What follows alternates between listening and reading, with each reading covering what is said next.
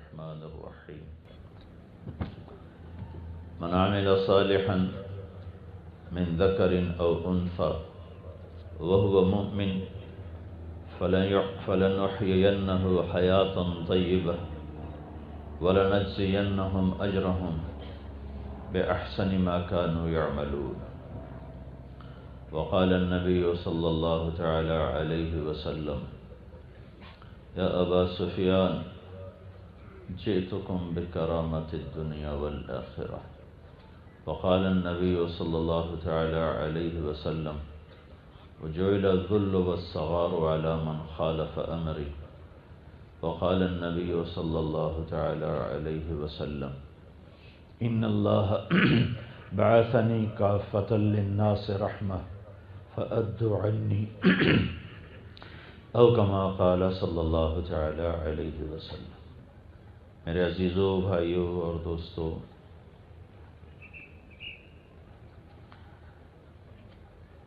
اللہ تعالیٰ ہم سے ایک سوال کرتا ہے، ام خلقوا من غیر شیء،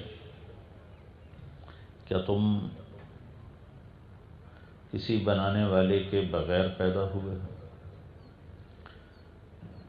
کیا تم اتفاق سے بن گئے ہو؟ جیسے ایک بہت قدیم نظریہ چلا آ رہا ہے کہ ہر چیز خود بخود ہی بن گئی. تو اللہ نے یہ سوال اٹھایا، ام خلقوا من غیر شیء، کسی بنانے والے کے بغیر تم بنے، یہ سب کچھ بنا، زمین بچھتی چلی گئی، آسمان بلند ہوتا چلا گیا، ہوائیں لطیف ہوتی چلی گئیں، سورج دہکتا گیا اور چاند ٹھنڈا ہوتا گیا اور پانی بہنا شروع ہو گیا، بارش برسنا شروع ہو گئی، پھول پتیاں کھلنے مسکرانے لگیں، خود بخود ہو رہا ہے. اگر تم یہ ثابت کر دو کہ یہ خود بخود ہو رہا ہے تو پھر تم پر کوئی مطالبہ نہیں، سب آزاد ہو، جو مرضی کرو. پھر توحید و شرک میں کا فرق مٹ جائے گا، نکاح اور زنا کا فرق مٹ جائے گا، شراب اور شربت کا فرق مٹ جائے گا، جھوٹ اور سچ کا فرق مٹ جائے گا.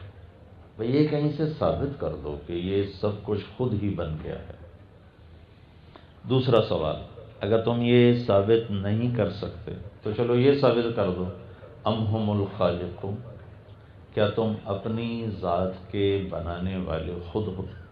تم نے اپنے آپ کو خود بنایا ہے، اپنی آنکھوں کو رنگ دیا، چہرے کو کہ نئے نقش تم نے خود بنائے، رنگ تم نے خود پسند کیا، قوم کو پسند کیا، علاقے کو، ملک کو، خاندان کو پسند کیا، اور اپنی پسند سے تم آگے. کیا یہ ہے؟ اگر ایسا ہے تو پھر بھی تم آزاد ہو. اور اگر نہ پہلی بات صحیح ہے نہ دوسری صحیح ہے تو سب سے پہلا علم یہ ہے، انجینئر بننے سے پہلے اور مینجمنٹ سیکھنے سے پہلے اور بزنس سیکھنے سے پہلے سب سے پہلا علم یہ ہے کہ تم جانو تمہارا بنانے والا کون ہے، اس زمین کو بچھانے، آسمان کو اٹھانے والا کون ہے، اور اس نے یہ سب کچھ کیوں بنایا ہے، اور اس نے تمہیں کیوں پیدا کیا ہے، اور وہ کیا چاہتا ہے. ام خلق السماوات والارض، تیسرا سوال، کہ یہ زمین آسمان تم نے بنائے ہیں؟ پھر اس میں وہی بات دہرائی جا رہی ہے، اگر زمین تمہاری، آسمان تمہارا، تو اس پہ جو مرضی کرو، کوئی روک ٹوک نہیں. زمین تم نے بچھائی ہے، بت کدہ بناؤ، شراب خانہ بناؤ، مندر بناؤ، مسجد بناؤ، مقتل بناؤ، جو مرضی کرو، کوئی پوچھنے والا نہیں. اگر تم خود زمین کے بنانے والے، آسمان کو تم نے خود اٹھایا ہے تو اس کے درمیان جو چاہو کرو. لیکن اگر یہاں بھی تم عاجز ہو کر کہہ دو نہیں ہم نے نہیں بنایا، ہم خود بخود نہیں بنے. ہمارے تو شاعر نے کہا تھا، ہیچ چیزیں خود بخود چیزیں نشد، هیچ آهن خنجر تیغ نشد، هیچ حلوائی نشد استازکار، تا غلام شکر ریزے نشد، مولوی ہرگز نشد مولا روم، تا غلام شمس تبریز نشد۔ تو علامہ اقبال رحمۃ اللہ علیہ نے تو بہت خوبصورت انداز میں تینوں سوالوں کا جواب دیتے کہ نہیں یا اللہ یہ سب بکواس ہے، تو ہی بنانے والا ہے۔ کون ہے جو یہ کہہ سکتا ہے کہ میں نے اپنے آپ کو بنایا، میں نے دھرتی کو بچھایا، میں نے آسمان کو اٹھایا؟ کون یہ کہہ سکتا ہے کہ میں خود بخود پیدا ہوا؟ چند دیوانے ہیں، پہلے بھی تھے، آج بھی ہیں، بعد میں بھی رہیں گے، جو ایسی بے تکی بے دلیل بات کہتے رہیں گے، لکھتے رہیں گے، سناتے رہیں گے، سنتے رہیں گے، بے سند چیز ہے۔ تو اللہ کا سوال ہے کیوں آئے ہو، کس نے بھیجا ہے، کیا چاہتا ہے؟ انجینئر بننے سے پہلے اسے ڈھونڈو، یہ علم ہے۔ جو کچھ آپ پڑھ رہے ہیں وہ بھی علم ہے۔ جو چیز معلوم نہیں وہ مجہول ہے، جو سمجھ میں آتی ہے، سامنے آتی ہے، وہ علم بن جاتا ہے۔ لیکن آپ کے لیے، میرے لیے، بچوں کے لیے، چھوٹوں کے لیے، بڑوں کے لیے، عورتوں کے لیے، مردوں کے لیے سب سے پہلا علم ہے کہ میں اپنے جاننے والے کو پہچانوں وہ کون ہے، پھر اس نے مجھے کیوں پیدا کیا ہے، پھر وہ مجھ سے کیا چاہتا ہے، پھر یہ موت کیا چیز ہے، کیوں ہم مر جاتے؟ اتنے بڑے سیٹ اپ کو چھوڑ کے کون مرنا چاہے گا؟ بادشاہی کے تخت سے کون زیر زمین جانا چاہے گا؟ تو کون مار رہا ہے؟ کیا چاہتا ہے؟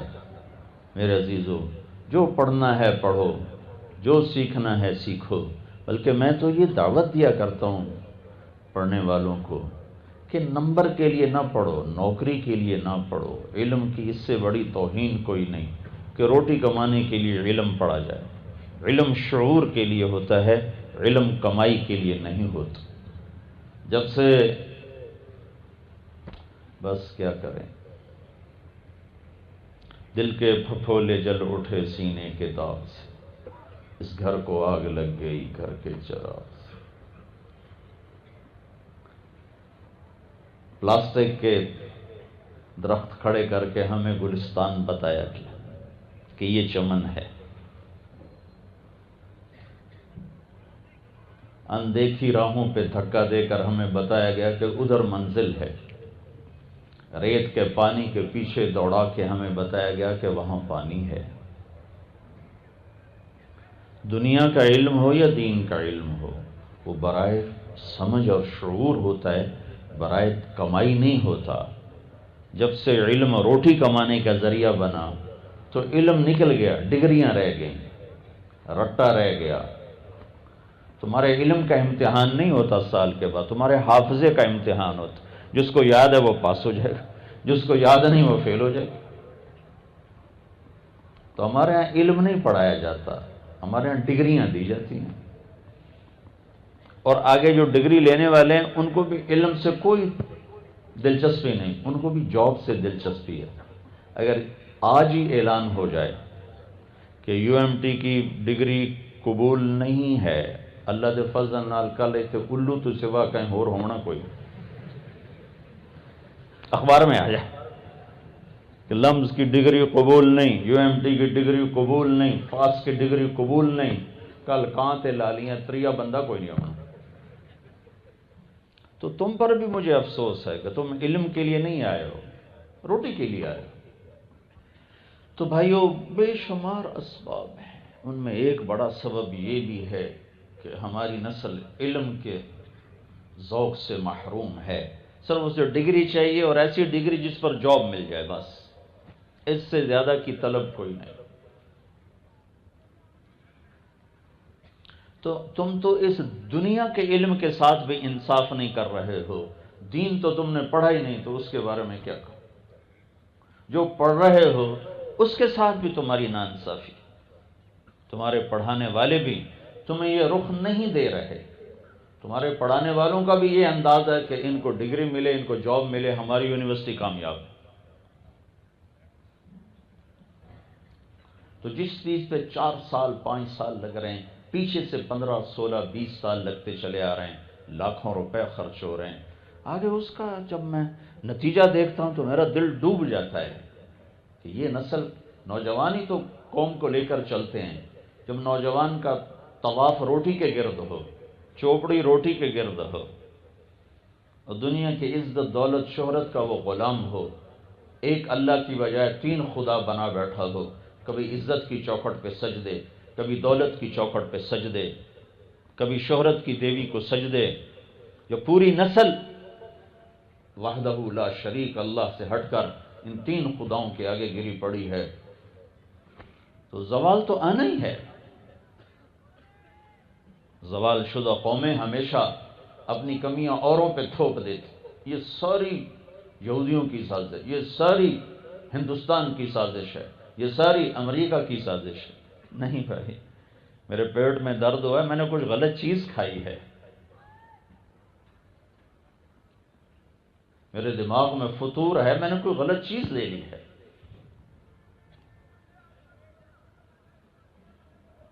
اللہ تعالیٰ نے فرعون کو 400 سال حکومت دی، تو ایک دفعہ موسیٰ علیہ السلام نے پوچھا، یا اللہ، یہ کمبخت تو کہتا تھا میں ہی خدا ہوں، دنیا میں ایک انسان گزرا ہے جس نے یہ دعویٰ کیا میں خدا ہوں، انا ربکم الاعلی، تو نے اس کو اتنی مہلت کیوں دی؟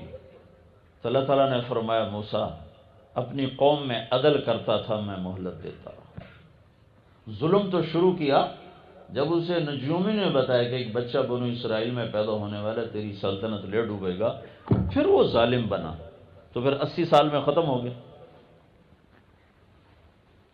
320 سال ایک آدمی حکومت کرتا چلا رہا ہے خدائی کی دعوے کے ساتھ، اور اللہ مہلت دے رہا ہے، دے رہا ہے، دے رہا ہے، دے رہا ہے، کہ عادل ہے، انصاف کرتا ہے۔ تو میرا تو ریڑھی چلانے والا بھی ظالم ہے، میرا غریب بھی ظالم ہے، صرف سیاستدان ظالم نہیں ہے، صرف طاقتور طبقے قبضہ گروپ ظالم نہیں ہے، ہمارا تو ریڑھی والا بھی ظالم ہے۔ بڑی نچلی سطح تک ظلم جا چکا ہے۔ میرے نبی سے پوچھا گیا، یا رسول اللہ قیامت کب آئے گی؟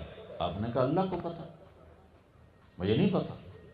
مل مسئول عنہا بعالم من السائل، کہ یا رسول اللہ کوئی نشانی بتا دیں، کوئی نشانی بتا دیں۔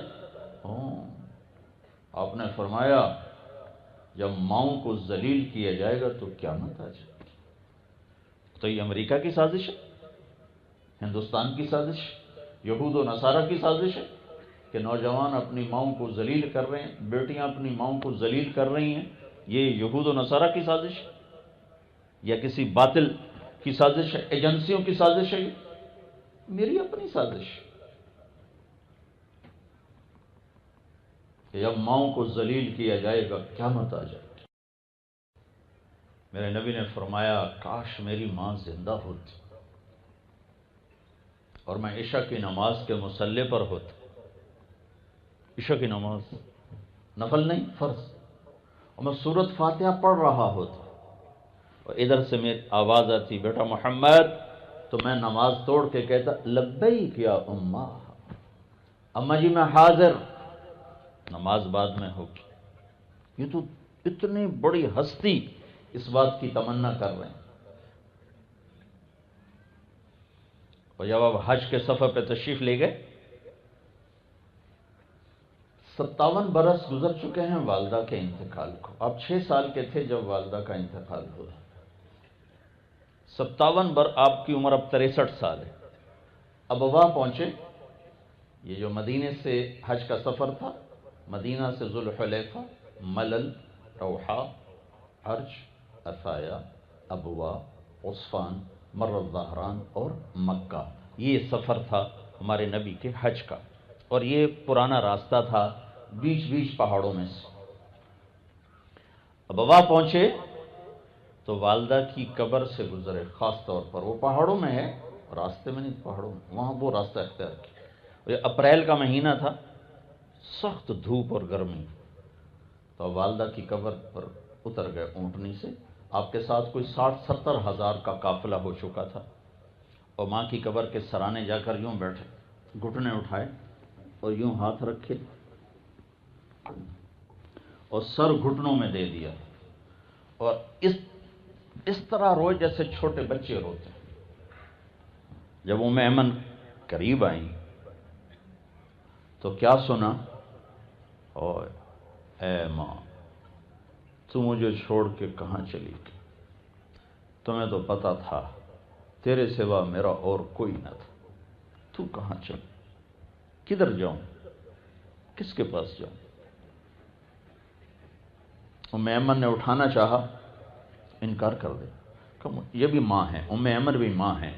ہمارے نبی کو 8 عورتوں نے دودھ پلایا ہے، حلیمہ کے علاوہ اور والدہ کے علاوہ 6 اور عورتوں نے دودھ پلایا، ان میں ایک ام ایمن بھی ہے۔ کہا ماں مجھے چھوڑ دو، میں کہیں نہیں جاؤں گا، میں اپنی ماں کے پاس ہی رہوں گا۔ زبردستی کھینچا، اٹھایا، روتے روتے نیچے اتار، اونٹنی پہ بٹھایا، آگے 3 راتیں درمیان میں ہیں، تیسری رات مکہ پہنچتے تھے، تو ان 2 دن 3 راتوں میں کوئی آنسو پوچھنے والا نہیں تھا۔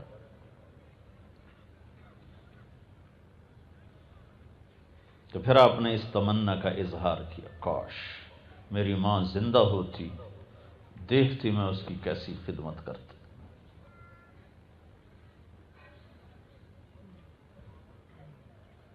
تو اب یہ کسی کی سازش تو نہیں ہے کہ مائیں لاہور میں ذلیل ہو رہی، کسی کی سازش؟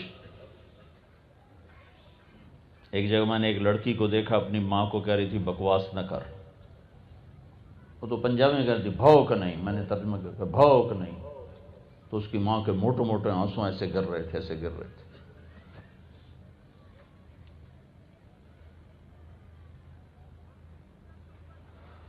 میرے عزیزو، میرے عزیز، بیماری کے اسباب اندر پیدا ہوتے، زوال کے اسباب بھی اندر پیدا ہوتے، باہر نہیں۔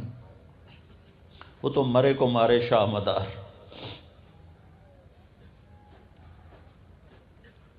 تو یہ بہت بڑا المیہ ہے۔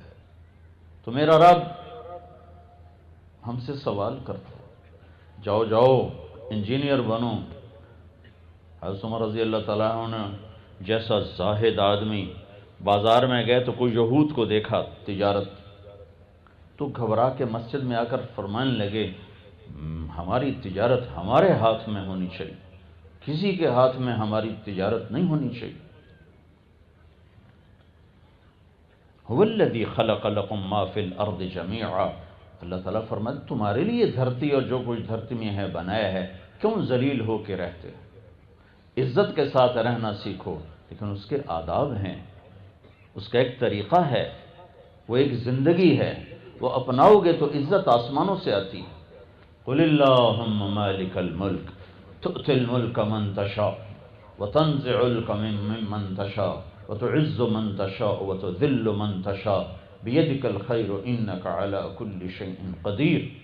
ان سے کہو کائنات کا مالک اللہ ہے، جسے چاہے ملک دے، جس سے چاہے واپس لے، جس کو چاہے عزت دے، جس کو چاہے ذلیل کر۔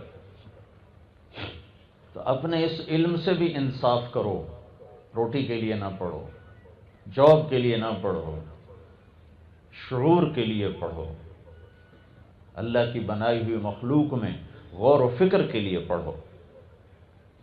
اللہ کی مخلوقات میں غور و فکر کی آیت، غور و فکر کی ترغیب اللہ ہمیں خود دیتا ہے۔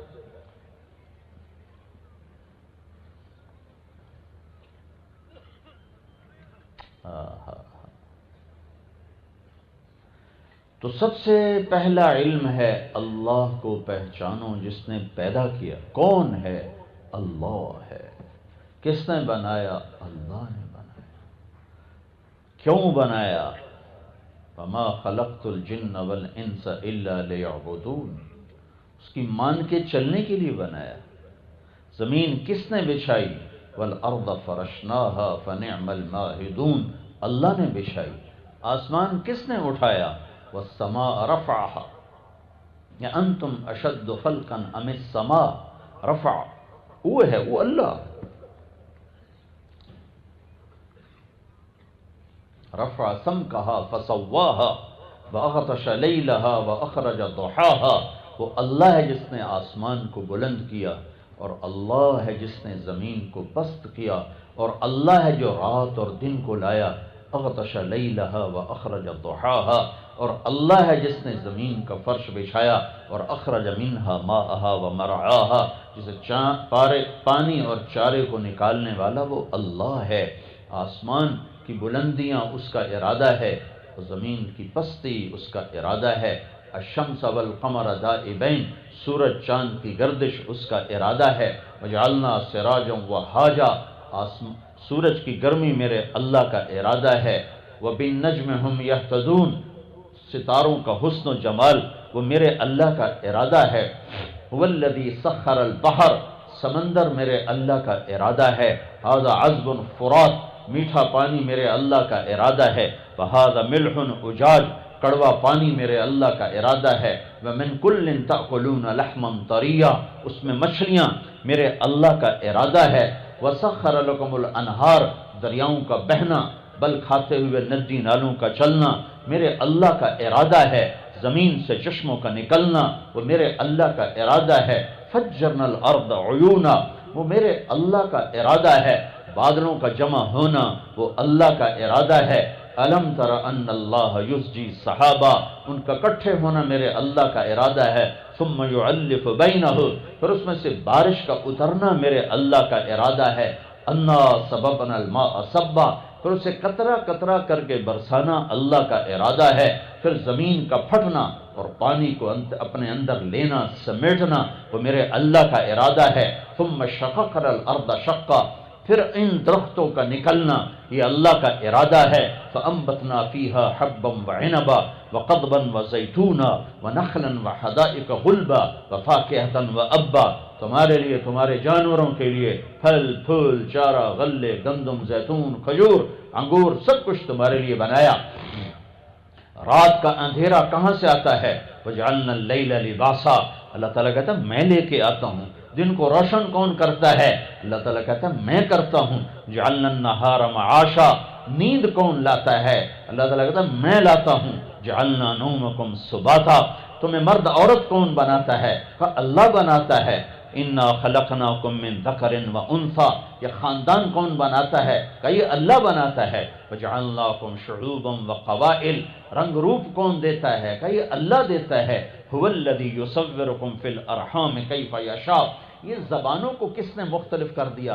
ایک کی زبان اور ایک کی اور ایک کی اور، کہ یہ بھی تیرے اللہ کا ارادہ ہے۔ من آیاتہ خلق السماوات والارض واختلاف السنتکم والوانکم، ایک دھرتی پہ رہ کر کوئی پشتو بولے، کوئی اردو بولے، کوئی سندھی بولے، کوئی بلوچی بولے، کوئی بروہی بولے، کوئی پنجابی بولے، کوئی سرائکی بولے، یہ سب تیرے اللہ کا ارادہ ہے۔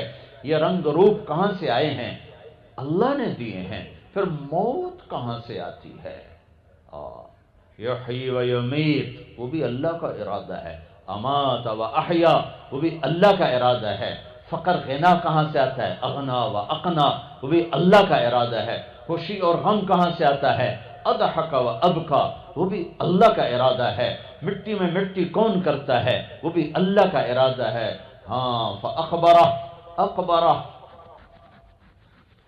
من ای شیء خلقہ فلینظر الانسان قتل الانسان ما اکفرہ، ارے میرے بندے میں تیری ناشکری کا کیا گلہ کروں، تو نے بھی حد کر، کتنا تو ناشکرہ ہے۔ من ای شیء خلقہ، تمہیں کہاں سے بنایا؟ تمہیں یاد ہے؟ یاد نہیں، کمول سن۔ من نطفہ، گندے پانی سے، پھر خلقہ، بنایا، پھر فقدرہ، پھر اس کو ماں کے پیٹ میں سب سلیقے قرینے کے ساتھ رنگ روپ دیا، پھر ثم السبیل یسرہ، پھر تجھے دنیا میں لایا، پھر ثم اذا پھر فاخبرہ فاماتہ، پھر تمہیں موت دی، ثم اماتہ، پھر تمہیں موت دی، پھر فاخبرہ، پھر تمہیں قبر میں ڈالا، پھر ثم اذا شاء انشرہ، پھر جب چاہوں گا تمہیں زندہ کر کے اپنے سامنے کھڑا کر دوں گا۔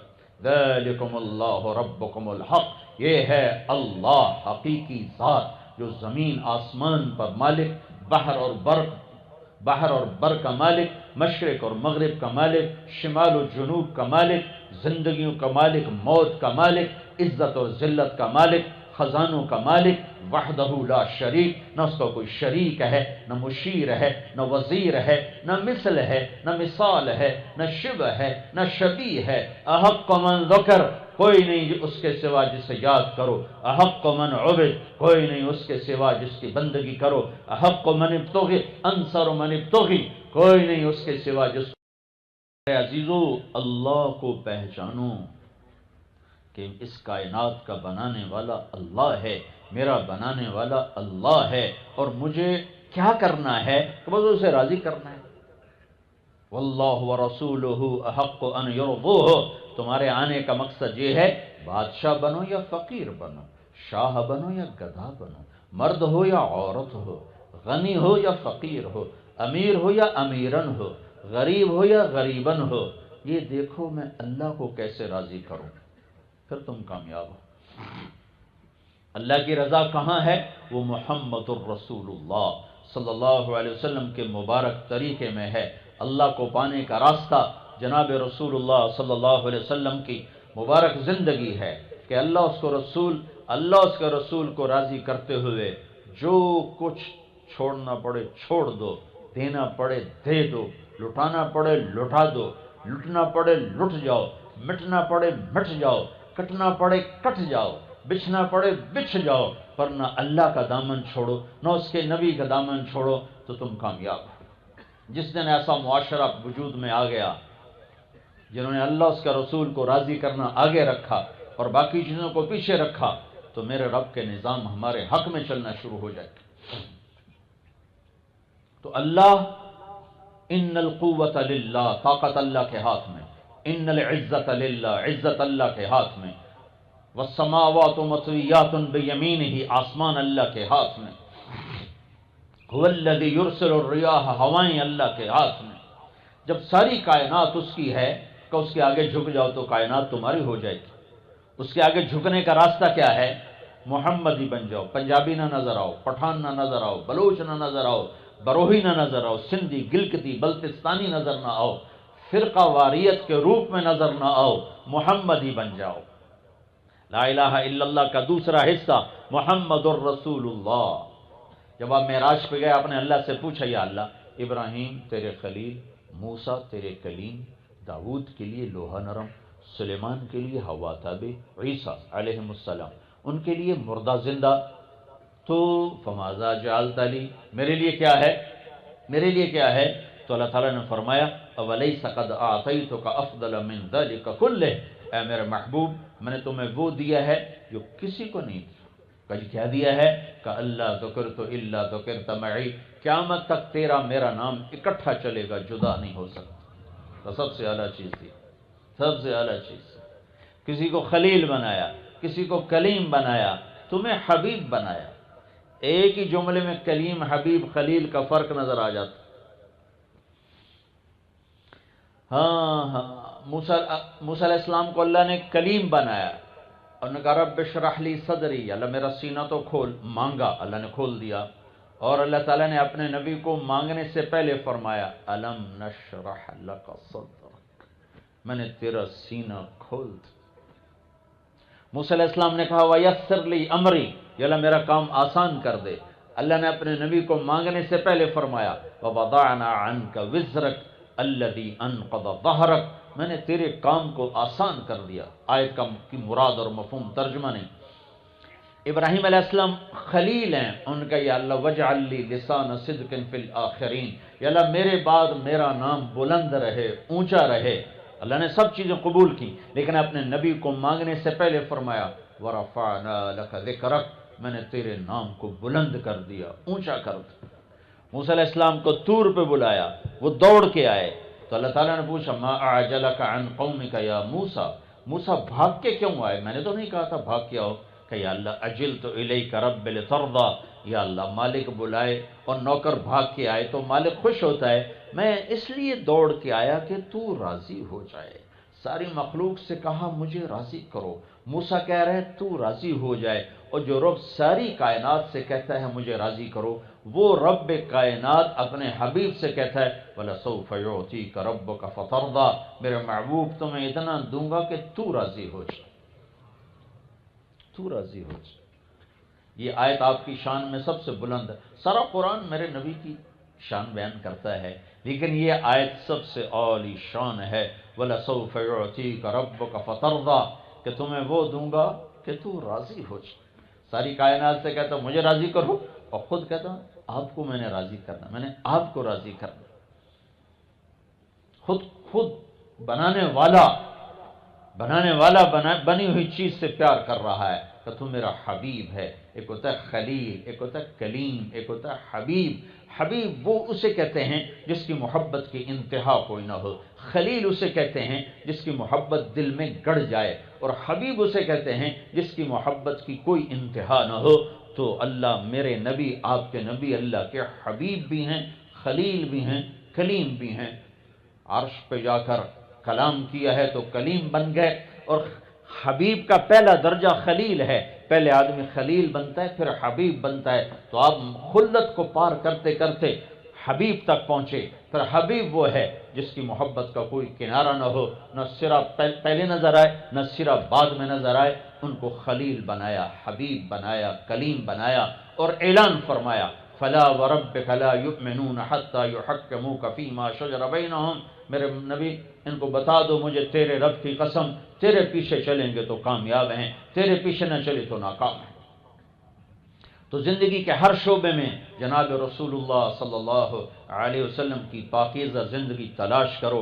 واحد نبی ہے جن کی ہر ادا محفوظ ہے. ڈھونڈو ڈھونڈو، محمدی روپ اپناؤ. تم لوگ نقل مار کے پاس نہیں ہو جاتے ہو؟ ارے ہوتے نہیں ہوتے؟ سندھ میں تو کتابیں سامنے رکھ کے لکھ رہے ہوتے، یہاں ذرا بوٹیاں تیار کر کے لے جاتے.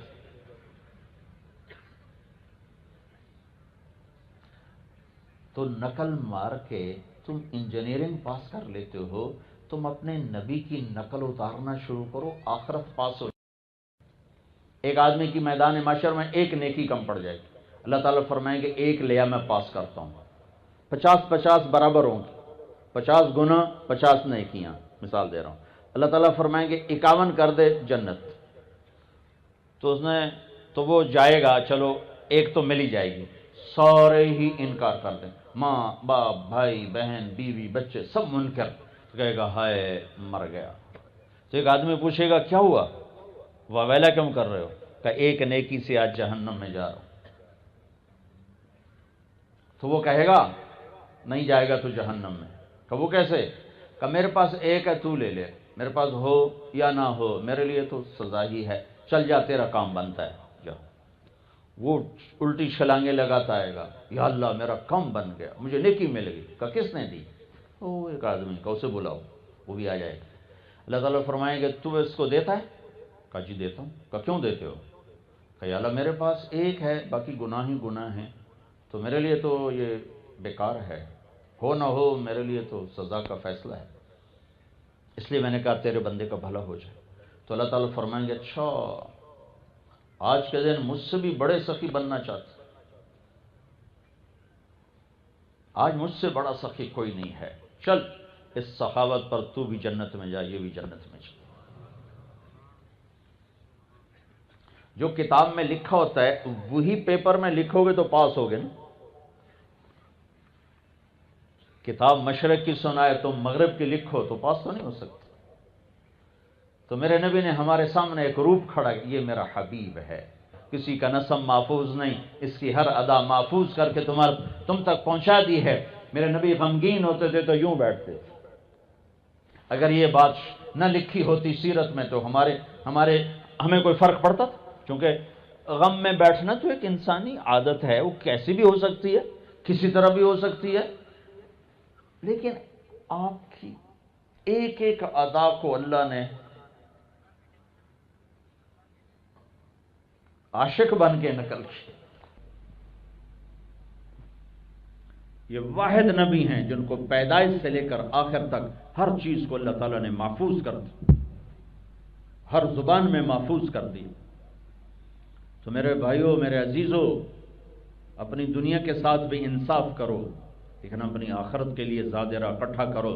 اور اللہ اس کے رسول کی اطاعت ہے، اس کے رسول کی غلامی ہے، اس پہ جان چلی جائے، مال چلا جائے، عزت اس پہ آ جائے، شکر کرو، چلا جائے، صبر کرو۔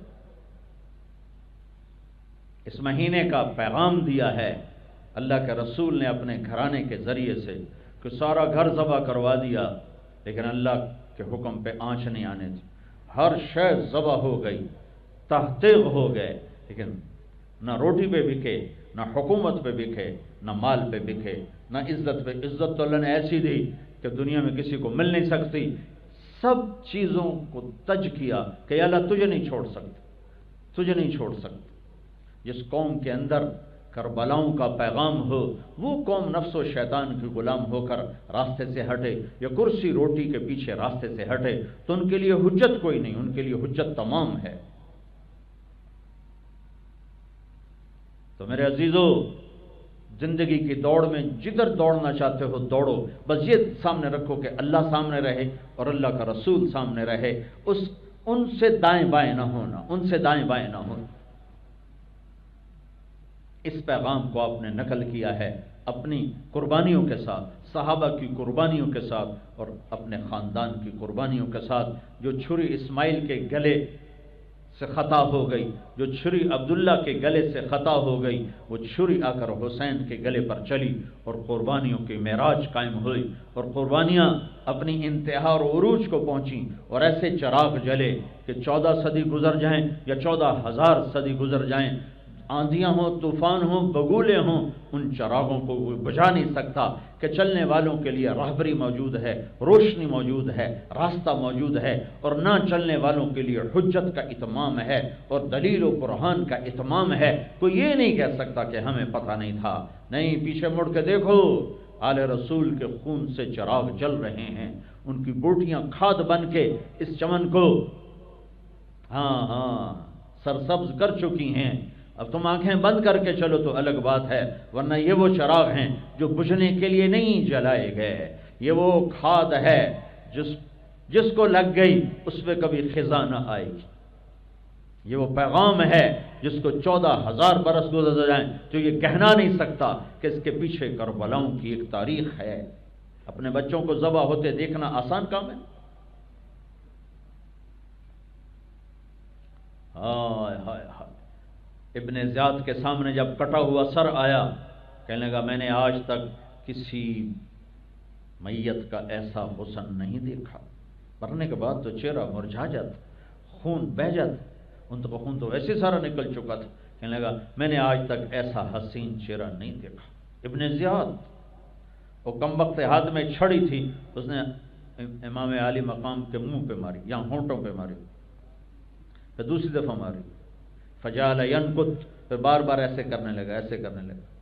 تو زید بن ارقم رضی اللہ تعالیٰ عنہ کھڑے ہو گئے، کہنے کے بدبخت، یہ چھڑی یہاں سے ہٹا، میں نے ان ہونٹوں پہ اللہ کے نبی کے ہونٹوں کو لگتے دیکھا، ہٹا لے۔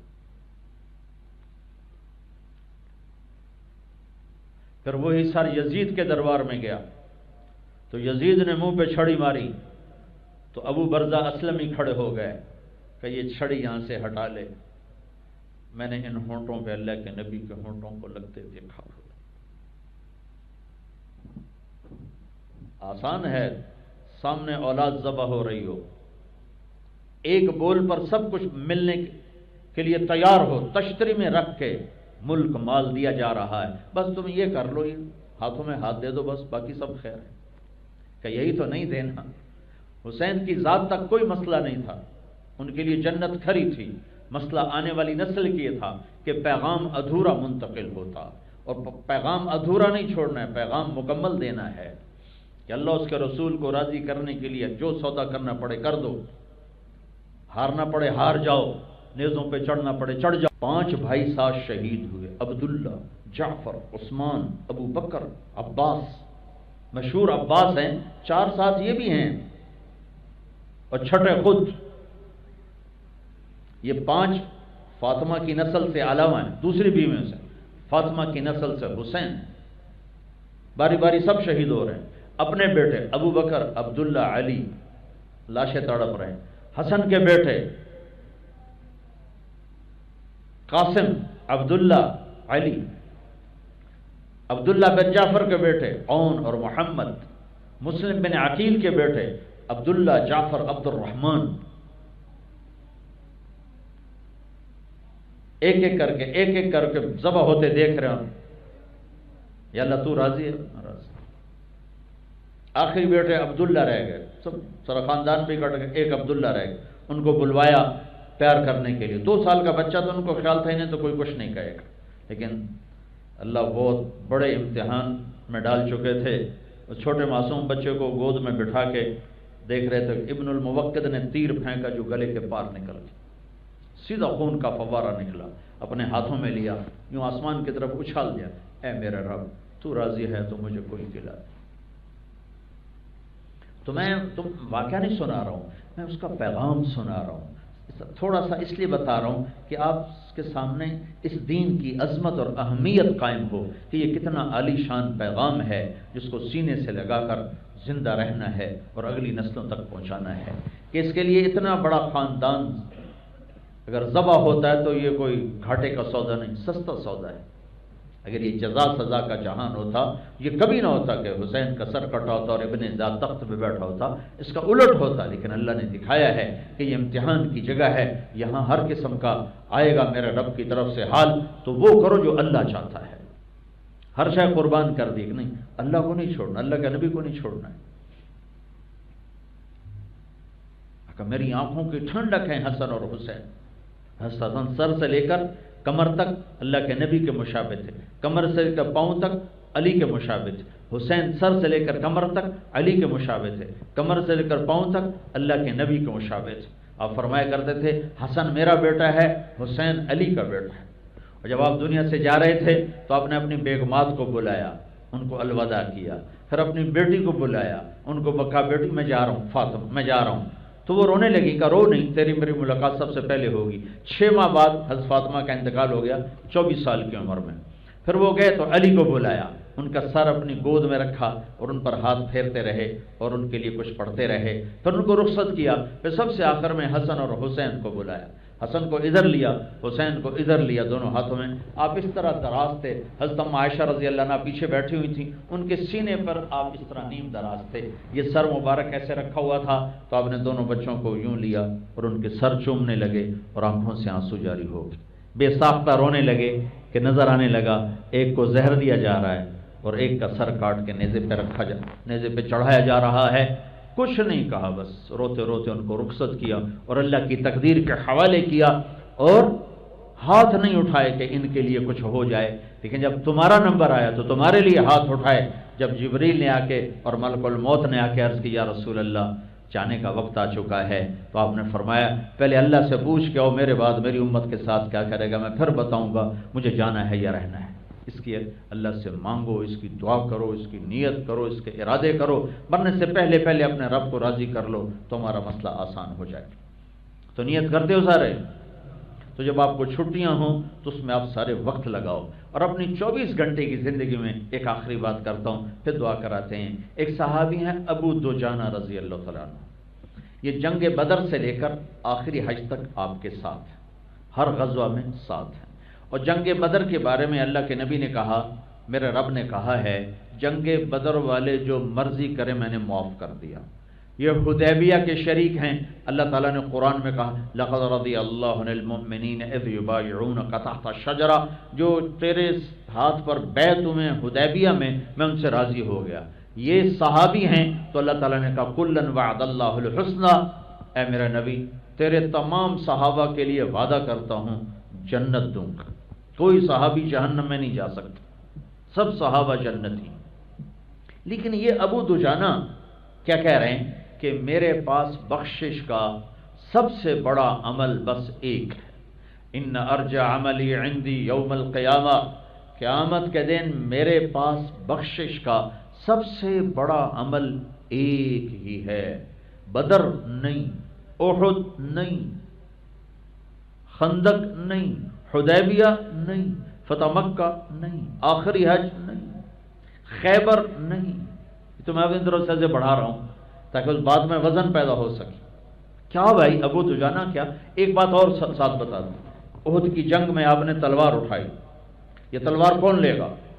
تو کئی صحابہ کھڑے ہو گئے، آپ نے کہا اس کا حق کون ادا کرے گا؟ سب بیٹھ گئے، 3 کھڑے رہے، زبیر، عمر، ابو دجانہ۔ تو آپ نے وہ تلوار نہ عمر کو دی، نہ زبیر کو دی، ابو دجانہ کو دی۔ یہ اتنے بڑے آدمی۔ آپ نے فرمایا میرے پاس بخشش کا صرف ایک عمل ہے کہ میں نے آج تک اپنی زبان سے کسی کو دکھ نہیں پہنچایا، اور میرے دل میں کسی مسلمان کا بغض نہیں ہے۔ میرے پاس بخشش کا سب سے بڑا عمل صرف ایک ہے، نہ بدر، نہ احد، نہ خندق، نہ حدیبیہ، نہ فتح مکہ، نہ آخری حج، نہ نبی کی صحبت، یہ سارے بخشش کے اعمال ہیں۔ لیکن وہ کیا کہہ رہے ہیں کہ میں نے آج تک اپنی زبان سے کسی کو دکھ نہیں پہنچایا، اور میرے دل میں کسی مسلمان کا بغض نہیں ہے۔ اپنی 24 گھنٹے کی زندگی میں ایک نماز نہ چھوڑو، ایک اس زبان سے کسی کو دکھ نہ دو، اپنے دل میں کسی کا بغض نہ رکھو، تو بڑے بڑے ولی ابدال بھی تمہیں نہ پکڑ سکیں گے۔ اور اللہ ہمت دے تو اب تعلیم برائے تعلیم حاصل کرو، تعلیم برائے روٹی والا چکر نہ کرو، تو اللہ تمہیں بہت اونچی اڑان عطا فرمائے گا۔ آپ نے حضرت معاذ بن جبل سے فرمایا معاذ تمہیں سارے دین کا خلاصہ بتاؤں؟ کہا جی کیا؟ مجھے دیکھنا، سارے مجھے دیکھنا۔ معاذ تمہیں سارے دین کا خلاصہ بتاؤں؟ کہا جی کیا؟ تو آپ نے کہا یہ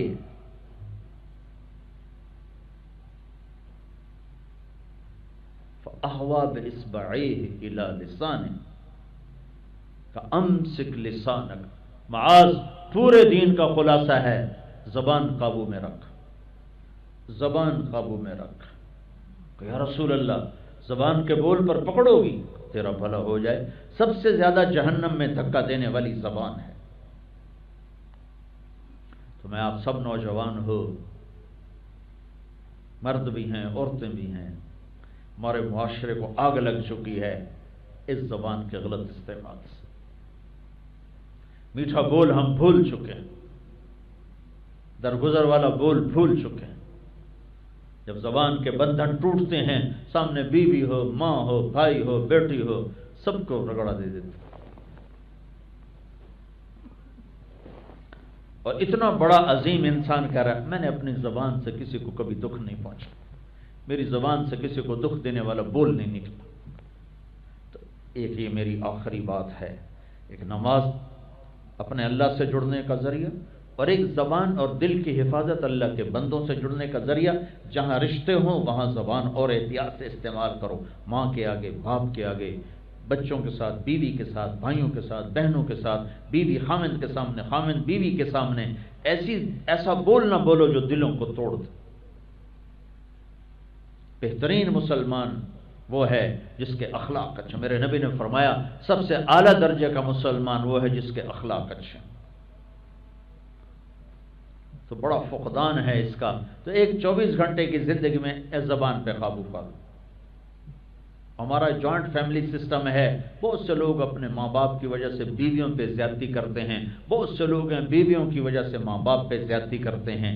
اس کو درمیان میں لاؤ، ماں باپ کی وجہ سے بیوی پہ زیادتی نہ کرو، بیوی کی وجہ سے ماں باپ پہ زیادتی نہ کرو۔ یہ کیسز تھوڑے ہیں کہ بیویوں کی وجہ سے ماں باپ پہ زیادتی ہو، دوسرے کیسز زیادہ ہیں کہ ماں باپ کی وجہ سے بیویوں پہ بڑی زیادتی ہوتی ہے۔ پھر عورتوں سے کہتا ہوں کہ اپنی زبان ایسی استعمال نہ کرو کہ خامند کی دل شکنی، دل آزاری ہو۔ ایک عورت نے پوچھا یا رسول اللہ میرے خامند کا میرے اوپر کیا حق ہے؟ تو آپ نے فرمایا تیرے خامند کے جسم میں آبلے پڑ جائیں، آبلوں میں پیپ پڑ جائے، تو زبان سے چاٹ چاٹ کے صاف کرے تو بھی تو نے خامند کا حق ادا نہیں کیا۔ اور خامدوں سے فرمایا بہترین مسلمان وہ ہے جو بیوی کے ساتھ اچھا سلوک کرتا ہو۔ اور آپ کو عجب حدیث سناؤں، میں بھی پڑھ کے بڑا حیران ہوا تھا۔ سب سے پہلے قیامت کا دن ترازو میں جو عمل تولا جائے گا، نہ نماز، نہ جہاد، نہ روزہ، نہ تبلیغ، نہ حج، نہ زکوٰۃ، نہ ذکر، نہ تلاوت، نہ تہجد، نہ تسبیح، نہ سخاوت، سب سے پہلے جو عمل تولا جائے گا وہ بیوی بچوں سے سلوک تولا جائے گا۔ عورت کا سلوک خامند کے ساتھ اور خامند کا سلوک بیوی کے ساتھ سب سے پہلے اسے تولا جائے گا۔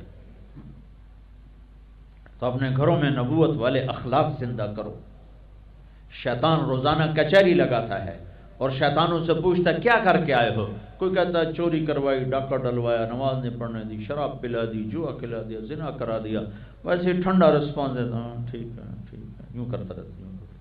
ایک لنگڑا شیطان کھڑے ہو کر کہتا ہے جی سائیں میں میاں بیوی کو لڑے گا. شاباش پتر تو اگاں آ جا، تو اگاں آ جا. کہتا ہے شاباش تو اصل کام کر کے آیا. سن رہے ہو؟ مسلم شریف کی روایت آپ کو سنا رہا ہوں. آگے آ جاؤ آگے آ جاؤ. اس کو گلے لگاتا ہے، اسے اپنے پاس بٹھاتا ہے، کہتا ہے یہ اصل کام کر کے آیا ہے کہ میاں بیوی کی لڑائی نسلوں کو برباد کر دیتی. شرابی کی شراب اس کی ذات تک، جواری کا جوا اس کی ذات تک، بے نمازی کی غفلت اس کی ذات تک. میاں بیوی کی لڑائی نسلیں برباد کر دیتی. دنیا کا مشکل ترین کام ہے انسان کی تربیت. اس میں اگر توہین آ گئی تو اولاد بھی ہوگی تو باغی ہو جائے. شاگرد تو چھوٹا سا ادنا سا رشتہ ہوتا، اولاد بھی ہوگی تو باغی ہو جائے. اور تمہیں کہتا ہوں تو میں استاد کی طرف سے شدت سختی آئے، اگر تمہیں علم چاہیے تو برداشت کرنا، ورنہ علم سے محروم رہو گے. ہاں روٹی چھوٹی کما لو گے.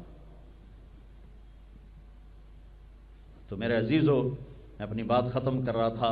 ایک اپنی زبان پہ قابو رکھو، ایک اپنے دل پہ قابو رکھو، ایک اللہ سے تعلق بناؤ نماز کے ذریعے. جب تمہیں چھٹی ہو تو اللہ کے راستے میں وقت لگانا. نیت کرتے ہو سارے؟ درود شریف پڑھو.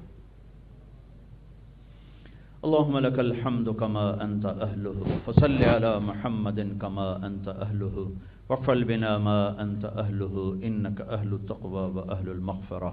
یا اللہ ہم تیرے محتاج فقیر، یا اللہ ذلیل حقیر بندے بندیاں تیرے سامنے ہاتھ اٹھا رہے ہیں، تجھ سے معافی مانگتے ہیں، ہمیں معاف فرما دے. یا اللہ یہ سارا نوجوانوں کا مجمع، یا اللہ بچے بچیاں چھوٹے بڑے لڑکے لڑکیاں استاد شاگرد سارے تیری بارگاہ میں موجود ہیں اور تجھ سے اپنے گناہوں کی معافی مانگتے ہیں. یا اللہ ہمیں معاف فرما دے. اور یا اللہ ہمارے ملک پر جو زوال آیا ہے، یا اللہ جتنی تاریخ پڑھی ہے اس میں دو ہی جگہ نظر آتی ہیں جو کلمے کی بنیاد پہ بنی. ایک تیرے نبی کا مدینہ اور پھر 1400 سال کے بعد یہ دیس جس کی دھرتی میں تو نے ہمیں جنم دیا، اس کی مٹی سے تو نے ہمیں پیدا کیا. میرے مالک اپنے وطن سے تو نبیوں کو بھی پیار ہوتا ہے. تیرے نبی نے بھی مکہ سے نکلتے ہوئے کہا تھا اے مکہ تو مجھے کتنا پیارا ہے، میری قوم نہ نکالتی تو میں تمہیں چھوڑ کے کبھی نہ جاتا. اے میرے رب تو نے ہمیں یہاں پیدا کیا، اس کی محبت ہمارے دل میں ڈالی، ہم اس کو خون و خون ہوتا دیکھ رہے ہیں. یا اللہ یہاں پانی کی طرح خون بہتا دیکھ رہے ہیں، کوئی باہر سے نہیں اپنے ہی اپنوں کو مار رہے ہیں.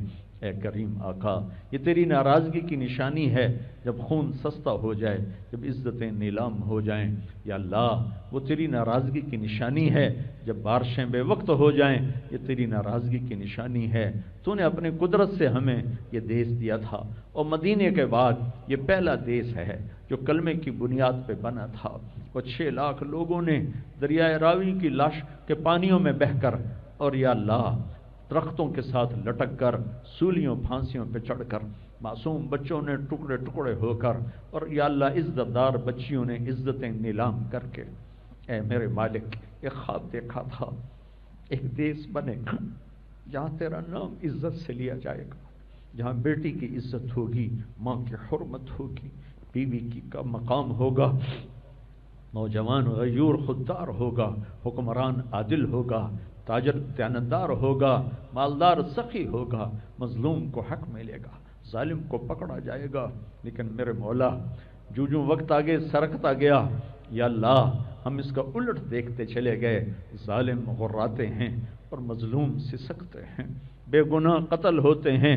یا اللہ ظلم و ستم دھرتی کے روئیں روئیں میں اتر چکا ہے.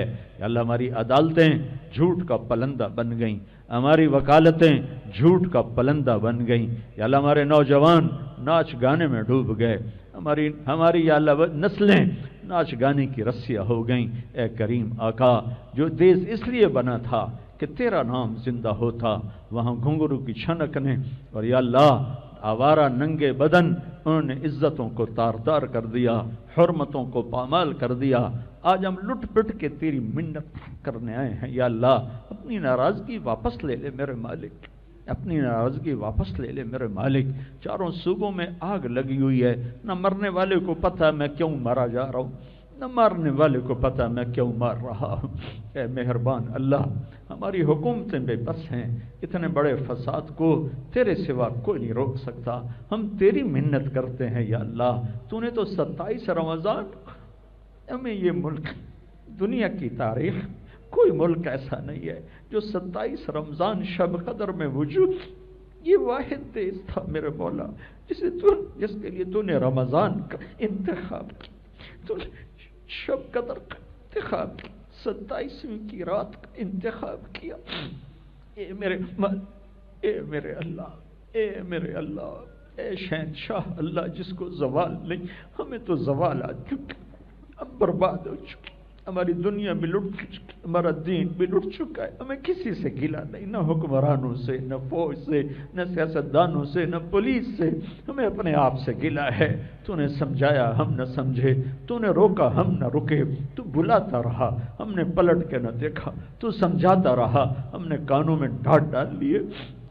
तो जिन जगहों से तूने रोका हमने वो आबाद कर दी, जिन चीज़ों की तरफ तूने बुलाया हमने उन्हें बर्बाद वीरान कर दिया। हम या अल्लाह आज भटके हुए राही हैं, उस मुसाफिर की तरह हैं।